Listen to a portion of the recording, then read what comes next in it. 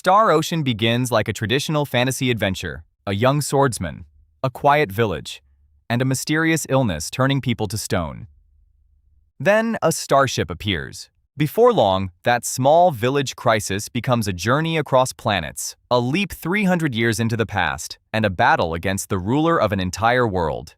This is the complete main story of Star Ocean First Departure. In Spacedate 346, Roddick lives in the peaceful village of Kratos on the underdeveloped planet Roak. Together with his childhood friends, Millie and Dorn Murtaugh, he serves in the local defense force, protecting the village from monsters and bandits. It is a simple life, but in the nearby town of Cool, something is happening that no sword can stop. A mysterious disease is spreading through the population. Its victims remain alive, but their bodies slowly turn to stone. Millie's father, Martoth, travels to Cool hoping to find a cure. Instead, he becomes infected himself. Desperate to save him, Roddick, Millie, and Dorn climb Mount Metorx in search of a legendary herb believed to cure any illness. But during the journey, Dorn reveals that he has also contracted the disease.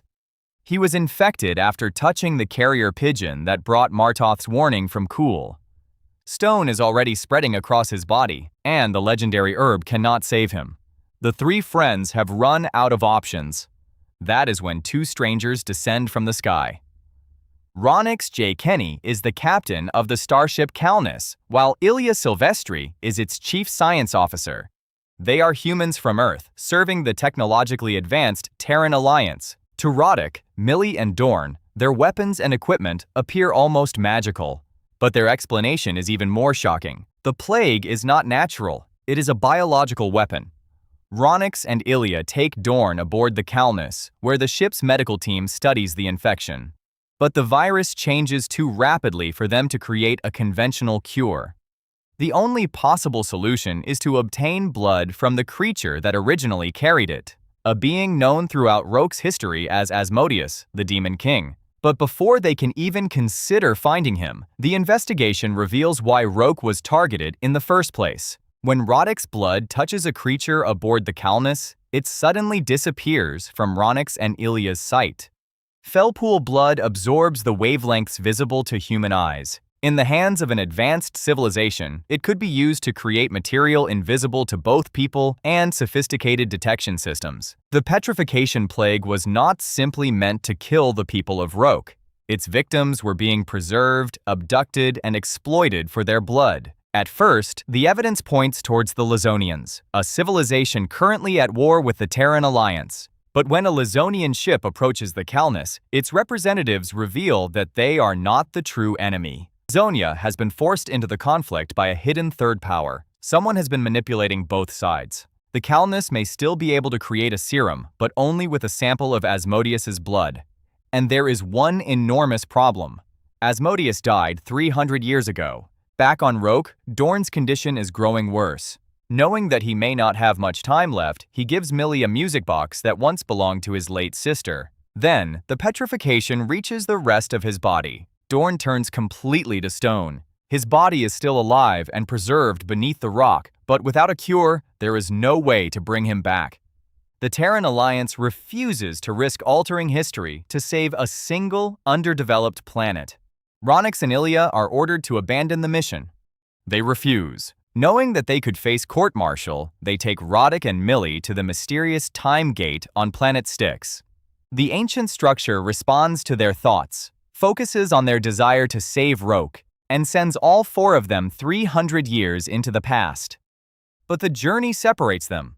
Roddick awakens with Ilya, Millie is stranded somewhere else with Ronix.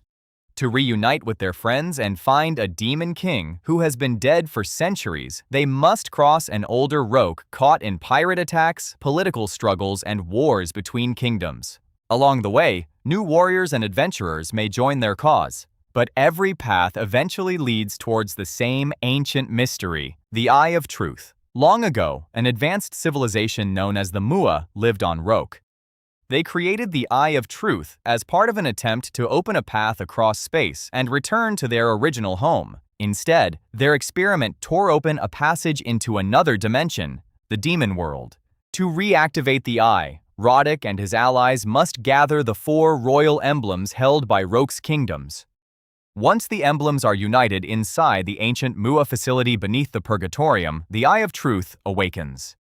Guided by its power, the party travels to a deserted island and opens the sealed entrance to the demon world. On the other side lies a realm of monsters, but deep within Asmodeus's stronghold, they discover something that has no place in a medieval legend. A technological research laboratory.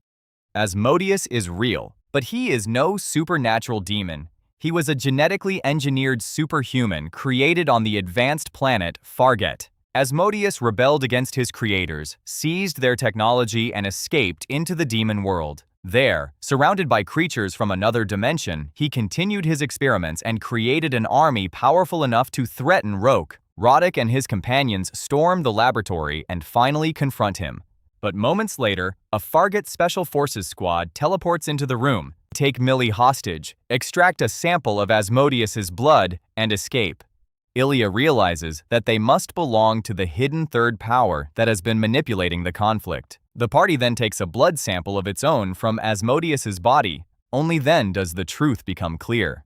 The legendary warriors who killed Asmodeus 300 years ago were Roddick and his companions. By traveling into the past, they have fulfilled the very history that inspired their journey. With Asmodeus defeated, they secure the blood sample and return to their own era. The serum is created, and it works. The people of Kuul are restored. Millie's father is saved. And after remaining trapped inside stone, Dorn finally awakens. The nightmare that began in one small village appears to be over. But the agents who stole Asmodeus's blood were working for Fargate. For centuries, Fargate had attempted to recreate the power of its first superhuman. Unable to produce another being equal to Asmodeus, its scientists obtained his genetic material and continued their experiments. Eventually, they created something even more dangerous, Jai Revorce. Jai became the ultimate result of Fargate's research. He seized control of the planet, established a dictatorship, and turned other civilizations into weapons in his campaign against the Terran Alliance. The Lizonians were never the true architects of the war. They were being threatened and controlled by Jai. Fargate finally reveals itself and demands the Terran Alliance's surrender. The crisis on Roak was only one part of a much larger plan. Ronix and Ilya return for Roddick and Millie. To face Jai, they will need the warriors who fought beside them against Asmodeus. The 4 use the time gate once more, returning to the past and reuniting with their companions. Together, they travel through a wormhole to Fargate. Jai's soldiers ambush them almost immediately. The group is scattered, and several of their companions are captured. The survivors escape with the help of a resistance movement led by Ivana. At the resistance base, they learn the truth about Fargate. It is a harsh world with few natural resources. Its people turn to genetic engineering and space-time technology in their struggle to survive.